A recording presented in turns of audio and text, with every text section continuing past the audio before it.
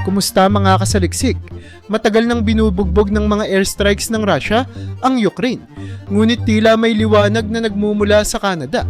Kamakailan, nagpadala ang Canada ng makabagong sistema ng depensa sa himpapawid na maaaring pumigil sa mga missile, drone at glide bombs ng Russia. Ang hakbang na ito ay maaaring magpahina ng husto sa puwersang panghimpapawid ni Putin at magbigay ng malaking pagbabago sa laban ng Ukraine. Noong ika-21 ng Nobyembre, inihayag ni Bill Blair, Ministro ng Depensa ng Canada, ang pagdating ng Norwegian Advanced Surface-to-Air Missile Systems, NASAMS, sa Ukraine. Ang mga sistemang ito, na may halagang $406 milyong, ay inaasahang magbibigay ng makabuluhang lakas sa depensa ng Ukraine laban sa patuloy na opensiba ng Russia. Bagamat nangako ang Canada na magpapadala ng mga sistemang ito noong unang bahagi ng taong 2023, natagalan ang aktwal na paghatid dahil sa ilang mga balakid. Ayon kay Blair, ang NASAMS ay magbibigay proteksyon hindi lamang sa mga kampong militar, kundi pati na rin sa mga sibilyang komunidad at mahahalagang infrastruktura.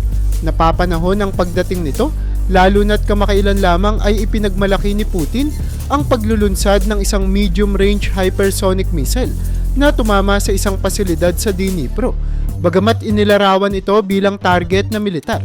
Ayon sa Ukraine, ang tinamaan ay isang industrial facility na ginagamit bilang rehabilitation center para sa mga taong may kapansanan. Ang ganitong uri ng atake sa mga pasilidad na sibil ay nagpapakita kung gaano kinakailangan ng Ukraine ang mas maraming depensa laban sa himpapawid. Bukod pa rito, mula nang magsimula ang tinaguriang Special Military Operation ng Russia, nagbigay na rin ang Canada ng higit sa 300 missile para sa depensa sa himpapawid ng Ukraine. Ang pagdating ng NASAMS ay magpapahusay sa kakayahan ng Ukraine na magamit ng maayos ang mga missile na ito at higit pang mapalakas ang kanilang depensa laban sa patuloy na pananalakay. Ayon sa ulat ng Defense and Security Monitor, ang pagbibigay ng Canada ng NASAMS ay mahalaga dahil ang bansa mismo ay wala pang matibay na air defense system. Noong taong 2012, inalis ng Canada ang kanilang Army Air Defense Anti-Tank System, IDATS, at mula noon ay nagtatrabaho na sila upang makahanap ng pamalit. Posible umanong ang hakbang na ito ay magbigay ng inspirasyon sa Canada na paigtingin ang kanilang sariling programa para sa depensa sa himpapawid. Samantala, mas naging kapaki-pakinabang ang NASAMS dahil kasabay ng pagdating nito, natanggap din ng Ukraine ang ika-6 na RST Air Defense System mula sa Germany. Ang kombinasyong ito ng mga sistema ng depensa ay magpapalakas ng kakayahan ng Ukraine na pigilan ang mga airstrikes ng Russia at masigurado ang proteksyon ng kanilang mga mamamayan at infrastruktura. Ngunit bakit nga ba inabot ng halos 2 taon bago tuluyang dumating ang NASAMS sa Ukraine? Ang sagot ay nakaugat sa proseso ng pagbili. Sa halip na direktang bilhin at ipadala ang sistema, pinili ng Canada na makisabay sa mas malaking arms purchase ng Estados Unidos. Ang plano ay magbigay lamang ng $406 milyong para maidagdag ang NASAMS sa aid package ng Amerika. Gayunpaman, nagkaroon ng pagkaantala sa pagbibigay ng pondo. Tumagal ng 4 na buwan bago tuluyang nailipat ang pera, dahilan upang maantala ang negosasyon ng Estados Unidos sa Kongsberg Defense and Aerospace, ang gumagawa ng NASAMS. Dagdag pa rito, kinailangan din ng Amerika na humingi ng congressional approval para sa kanilang sariling aid package na nagdulot pa ng karagdagang pagkaantala. Sa kabila ng lahat ng mga balakid, ang pagdating ng NASAMS ay isang malaking tagumpay para sa depensa ng Ukraine. Sa tulong ng Canada, pati na rin ng mga kaalyado tulad ng Estados Unidos at Germany, mas pinatibay ang kakayahan ng Ukraine na labanan ang walang tigil na atake mula sa Russia. Ang bagong sistemang ito ay simbolo ng patuloy na suporta ng Canada at ng pandaigdigang komunidad sa laban ng Ukraine para sa kanilang kalayaan at kaligtasan.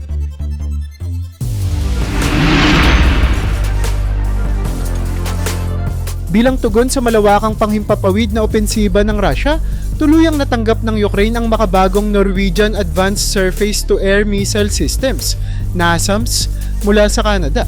Subalit bakit inabot ng 2 taon bago makarating ang sistemang ito na sinasabing makapagliligtas ng libo-libong buhay? Ang sagot ay nakaugat sa komplikado at mahabang proseso ng pagbili at paggawa nito. Nagsimula ang pagkaantala ng halos 5 buwan dahil sa pagkaantala ng Canada sa pagpapasa ng pondo sa Estados Unidos. Ngunit hindi doon natapos ang problema. Inabot ng 18 buwan pa bago tuluyang dumating ang NASAMS sa Ukraine. Bakit? Ang Canada ay nanatiling tahimik sa mga detalye. Ngunit ayon kay Bill Blair, Ministro ng Depensa ng Canada, ang matagal na negosasyon sa pagitan ng Estados Unidos at Kongsberg Defense and Aerospace ang nagpalala sa sitwasyon. Sa isang panayam noong Marso taong 2024, sinabi ni Blair na ang proseso ng pagpopondo ng Estados Unidos para sa pagbili ng NASAMS ay nagtagal ng higit sa inaasahan. Bagamat sinubukan ng Canada na pabilisin ang proseso, ang mga panloob na issue sa budget ng Amerika ay nagdulot ng dagdag na pagkaantala. Lumalabas na ang desisyon ng Canada na sumabay sa military aid donation ng Estados Unidos. Imbes na direktang bumili ng NASAMS ay hindi naging epektibo sa pagpapabilis ng paghahatid ng sistema. Dahil dito, ang buong pagbili ay naiwan sa limbo ng mahigit 1 taon. Dagdag pa rito, nagkaroon din ng mga hadlang sa produksyon. Ang NASAMS na balak bilhin ng Canada para sa Ukraine ay hindi paggawa ng oras na iyon. Ang Kongsberg, ang pangunahing tagagawa, ay itinalaga ang Raytheon Technologies para sa aktwal na paggawa nito na lumikha ng karagdagang negosasyon at mga bottleneck sa produksyon. Kahit na naayos ng maaga ang pondo, ang sistema ay kailangan pa ring itayo mula sa simula na nagdagdag ng buwan sa timeline ng paghahatid. Ang epekto nito sa Ukraine ay naging masakit. Kung dumating sana ang NASAMS sa loob ng taong 2023, maaaring nagamit ito upang protektahan ang mga lungsod sa rehiyon ng Donetsk o ang mahahalagang infrastruktura habang inilulunsad ni Putin ang kanyang opensiba sa silangan noong 2024. Sa halip, kinailangan ng Ukraine na magtiis sa walang tigil na pagbobomba habang naghihintay. Ngunit ang paghihintay ay nagkaroon din ng gantimpala. Sa wakas, nasa mga kamay na ng Ukraine ang NASAMS. Ang tanong ngayon, ano ang maibibigay ng NASAMS para sa depensa ng Ukraine? Nagsimula ang serbisyo ng NASAMS noong taong 1997 na binuo sa kooperasyon ng Kongsberg at Raytheon Technologies.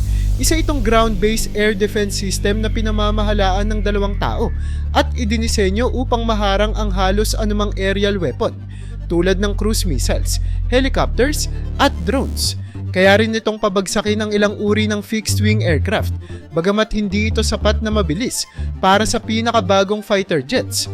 Orihinal na ginawa ito ng Norway bilang kapalit ng kanilang Nike Hercules system upang mapalakas ang depensa ng mga airbase sa timog ng bansa. Sa sistemang ito, ang NASAMS ang nasa lupa habang ang F-16 fighter jets ang sumasalubong sa mga banta mula sa himpapawid. Noong una, ang NASAMS ay gumagamit ng Norwegian Adapted Hawk NOAA system na may limitasyon sa pag-track ng isang target kada launchpad. Gayunpaman, kalaunan ay pinalitan ito ng AIM-120 AMRAAM missiles na may kakayahang tumama sa maraming target ng sabay. Sa mga sumunod na taon, nagkaroon ng iba't ibang bersyon ng NASAMS, kabilang ang NASAMS-2 na may mas mahusay na radar at Link 16 communication system. Noong 2019, inilabas ang NASAMS-3 na nagtatampok ng mas advanced na fire distribution center, mas maraming display at kakayahang maglunsad ng iba't ibang uri ng missiles tulad ng AIM-9X Sidewinder at AMRAAM-ER. Bagamat hindi inihayag ng Canada kung aling bersyon ng NASAMS ang ibinigay sa Ukraine, malamang na ito ay NASAMS-3 dahil kinailangang itayo pa ang sistema bago ito ipadala. Ang karaniwang kakayahan ng NASAMS ay kahanga-hanga. Kaya nitong magbigay ng depensa sa medium at long range na may maximum na saklaw na halos 111 milya. Sapat na ito upang maharang ang mga banta bago pa man ito tumama sa lupa. Ang wakas ng kwento, ang mahabang paghihintay ay nagbigay ng bagong pag-asa sa Ukraine. Sa tulong ng Canada at iba pang kaalyado, ang depensa ng Ukraine laban sa patuloy na opensiba ng Russia ay mas malakas na kaysa dati. Ang NASAMS ay hindi lamang teknolohiya. Ito ay simbolo ng pandaigdigang suporta para sa laban ng Ukraine, para sa kalayaan at kapayapaan.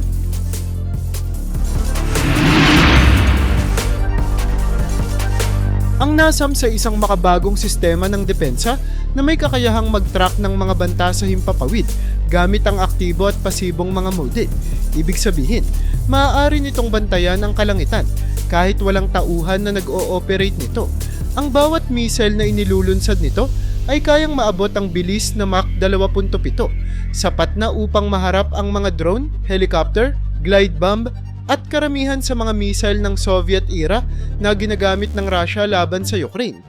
Ang mga missile na ito ay pinapagana ng solid-fueled rocket motor at tumitimbang ng hanggang 335 libra. Ang karaniwang missile tulad ng AIM-120C AMRAAM o Sidewinder na inilulunsad ng NASAMS ay may dalang high explosive blast fragmentation warhead. Ang ganitong warhead ay nagbibigay ng dobling pinsala sa mga target ng Russia.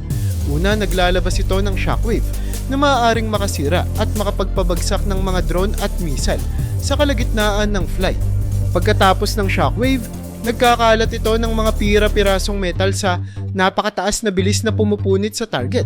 Ang NASAMS launcher mismo ay isang teknolohikal na obra. Meron itong 3 multi-missile launchers.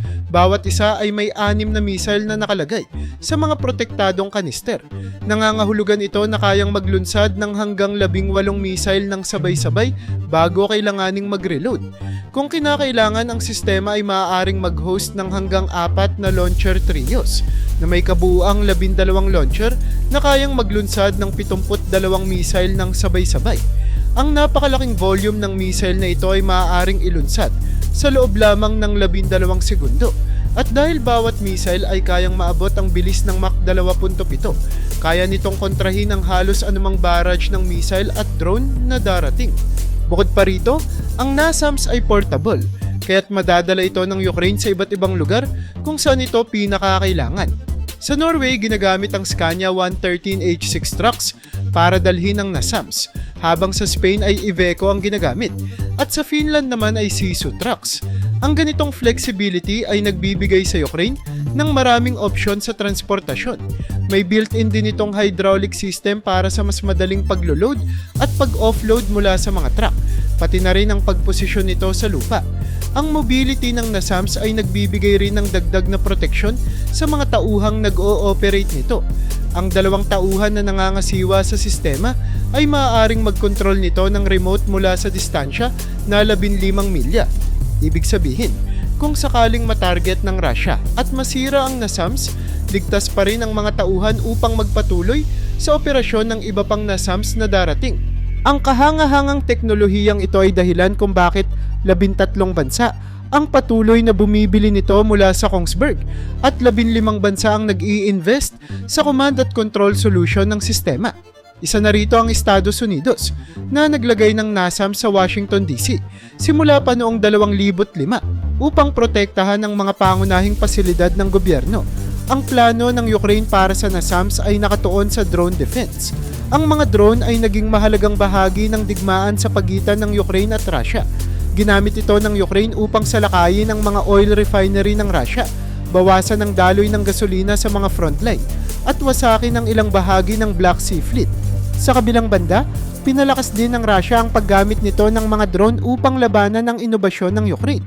Noong ika-20 ng Enero, isiniwalat ni Pangulong Volodymyr Zelensky kung gaano karami ang mga drone na inilunsad ng Russia. Sa loob ng isang linggo simula Enero 15, inilunsad ng Russia ang 550 drone, 60 missile at 660 aerial glide bombs sa mga rehiyon ng Kharkiv, Lviv, Khmelnytsky, Ivano-Frankivsk at maging sa Kyiv. Sa kabila ng walang tigil na atake, nagawa ng militar ng Ukraine na maharang ang 33 sa 60 missile at 311 drone. Dagdag pa rito, may 136 na drone ang hindi umabot sa kanilang target kahit walang intervensyon mula sa Ukraine. Ang NASAMS na ngayon nasa kamay ng Ukraine ay magbibigay sa kanila ng mas malakas na depensa laban sa mga drone at missile ng Russia. Sa kombinasyon ng bilis, flexibility at advanced na teknolohiya nito, ang NASAMS ay isang makapangyarihang sandata para sa patuloy na laban ng Ukraine para sa kanilang kalayaan. Ipinapakita ng mga numero ang tunay na laki ng banta ng mga aerial attack na kinakaharap ng Ukraine. Sa kabila nito, nananatiling matatag ang panawagan ni Pangulong Volodymyr Zelensky na patuloy na palakasin ang proteksyon ng kalangitan ng kanilang bansa. Ako'y lubos na nagpapasalamat sa ating mga sundalo, military aviation, anti-aircraft gunners, electronic warfare units at mobile fire groups, ani Zelensky. Ngunit idiniin niya na ang layunin ay nananatili, ang patuloy na pagpapalakas ng depensa sa himpapawid. Ilang linggo bago nito, hiniling din ni Zelensky ang dagdag na Patriot Air Defense Systems ayon sa Navy ng Ukraine. Noong 2024 lamang, nagawa nilang pabagsakin ang 37,000 drones, isang nakakagulat na bilang na nangangahulugang humigit kumulang 101 drone ang kanilang nanyutralisa araw-araw. At yun ay Navy pa lamang. Kung isasama ang aerial at ground forces, maaaring dumoble o tumriple pa ang bilang na ito. Sa kabilang banda, patuloy ang Russia sa pagpapalakas ng kanilang drone capabilities. Nangako itong magpapagawa ng mahigit 32,000 drones kada taon pagsapit ng 2030, bukod pa sa pagbili ng malalaking dami mula sa mga kaalyado tulad ng Iran. Bagamat hindi solusyon ang NASAMS sa lahat ng problemang ito, isa itong mahalagang hakbang pasulong.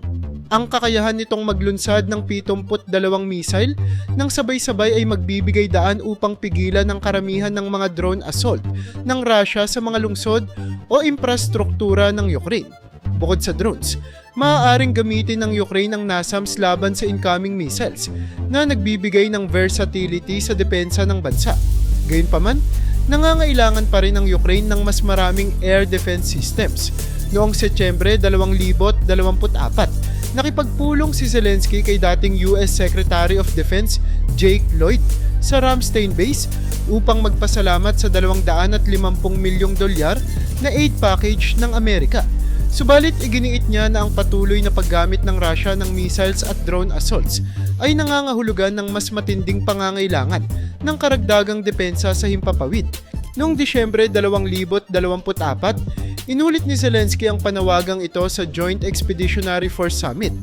Kailangan natin ng buong implementasyon ng mga kasunduan sa air defense deliveries, partikular na ang mga napag-usapan sa NATO Summit sa Washington.